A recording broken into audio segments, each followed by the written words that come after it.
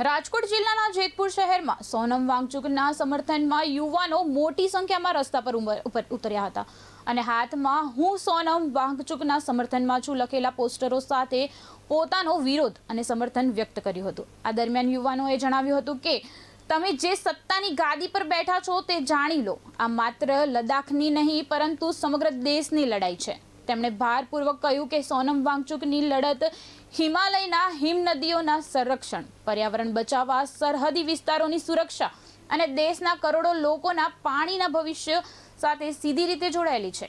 યુવાનોએ વધુમાં જણાવ્યું કે દેશના હિત સાથે જોડાયેલા આવા મુદ્દાઓ પર દેશનો યુવા ક્યારેય મૌન નહીં રહે અને સોનમ વાંગચુક એકલા નથી પરંતુ સમગ્ર દેશ તેમના સમર્થનમાં ઊભો છે। જેતપુરમાં યોજાયેલા સમર્થન કાર્યક્રમે સ્પષ્ટ સંદેશ આપ્યો કે દેશના પર્યાવરણ અને રાષ્ટ્રીય હિતના મુદ્દે હવે લોકો ખુલીને અવાજ ઉઠાવી રહ્યા છે।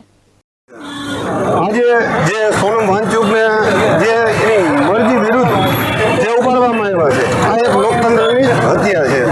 આપણે જો ભૂતકાળમાં જોઈએ તો અંગ્રેજ સરકાર હતી, જ્યારે ગાંધી બાપુ આપણે એમ કહેવાય કે અનશન કરતા, તો પણ અંગ્રેજ સરકાર એટલી તાનાશાહી હતી તો પણ એની પાસે જઈને એની યારે વાત કરતા હતા।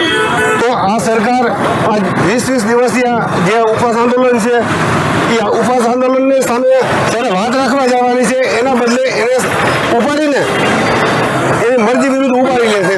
ભૂતકાળમાં જોઈએ તો જે અસુરો હતા, અસુરો પણ તપ કરતા તો ભગવાન એને અસુરોને પણ એક વરદાન આપતા એમ। તો આ સરકાર એટલી નીકળવી છે કે જે વાત કરવા પણ જે રીતના દેશની અંદર પેપર લીકની ઘટના, નીટ પેપર લીકની ઘટનાઓ બનતી હતી, એમાં 20 થી 22 કે 27 બાળકોએ જીવ ગુમાવ્યા।